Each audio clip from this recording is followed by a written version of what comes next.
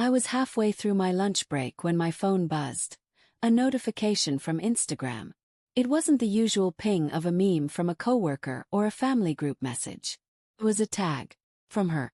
My wife, Mara. I smiled automatically until I opened it. And froze. There she was, sitting on another man's lap.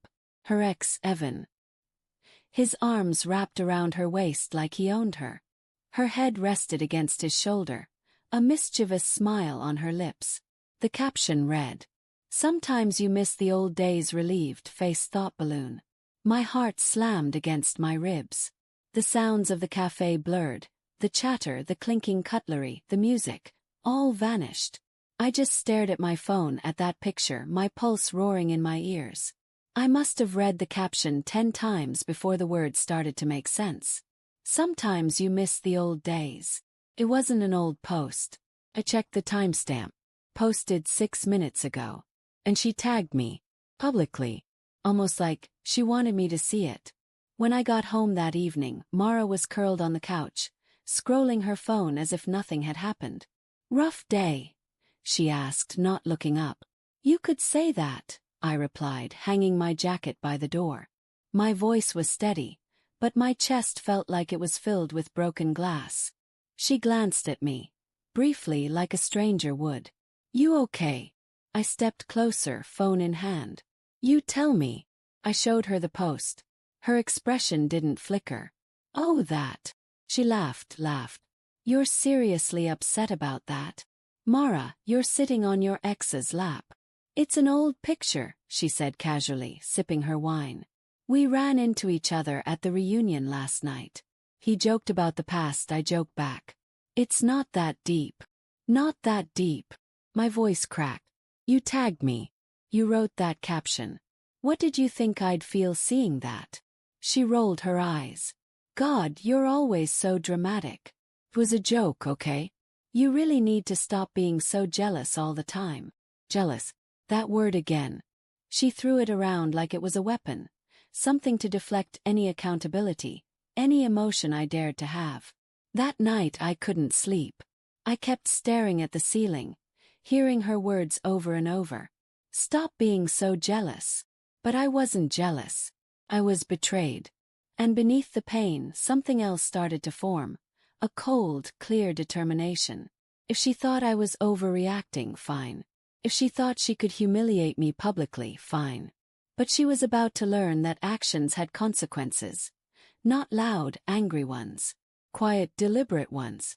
The next day, while she was at work, I started writing something down. A list. Not of things to pack or reasons to leave. But of moments. Moments she'd forgotten. Moments she thought didn't matter.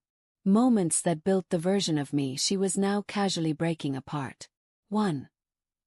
The night she cried over her student loans. I stayed up till 3 a.m. calculating a payment plan. She said, "You make me feel safe." 2. When she got the flu and I called off work to make her soup, rub her back and watch those terrible reality shows she loved. 3. The day she said she didn't think anyone would love her for who she was, and I said, "I already do." 4. When she was late for her own sister's wedding because she couldn't pick a dress. I told her, "You could wear a paper bag and still outshine everyone." 5. Every time she said, "I love you," and I believed her. That night, I left the list on the kitchen counter, folded neatly beside her phone. When she came home, she found me sitting quietly at the table, sipping coffee. "What's this?" she asked, picking up the paper. "Read it," I said. She rolled her eyes, unfolding it with exaggerated annoyance. But as she read, her face began to change.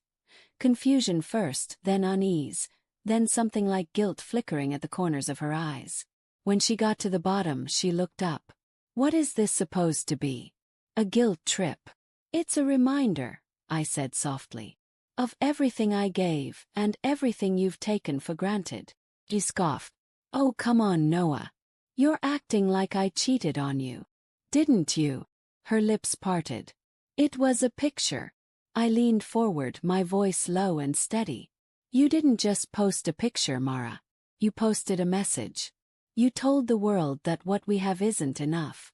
that you miss someone else, that you miss the old days. You made me look like a fool in front of everyone we know. Her jaw tightened. You're twisting it. Am I? Yes. Then tell me this. Did he touch you at that reunion? She hesitated. It was just a hug. How long? She stared at me, saying nothing. That's what I thought, I said quietly. You didn't miss the old days. You miss being wanted by someone new. Someone who doesn't know how selfish you've become. For a moment she didn't say anything. Then she smirked, that cold, familiar smirk she used when cornered. You know what your problem is, she said. You make everything so intense. You overthink, you overanalyze, and you suffocate people. Maybe that's why I missed the old days, because I used to feel free. Her words sliced through me.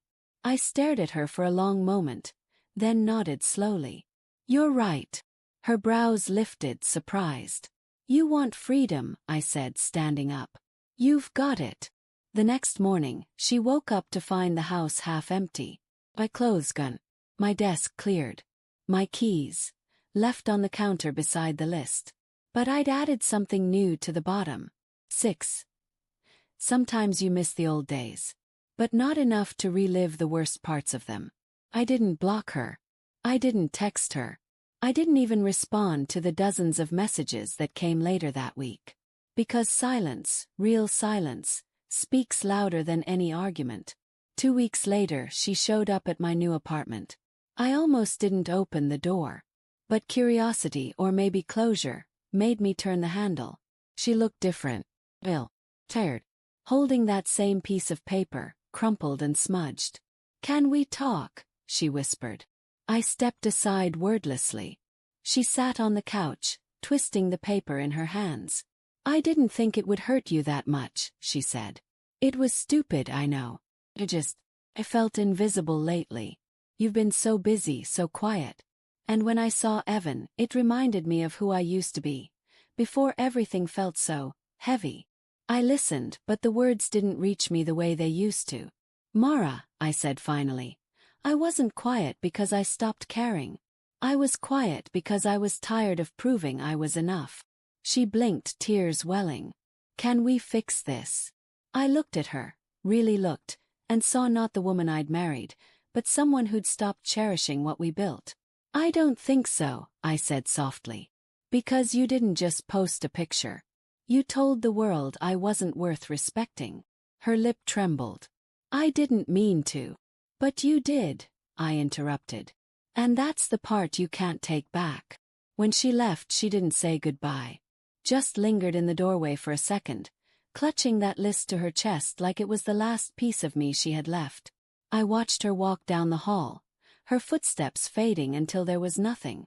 For the first time in weeks, the air felt light. Months passed. I rebuilt my routines.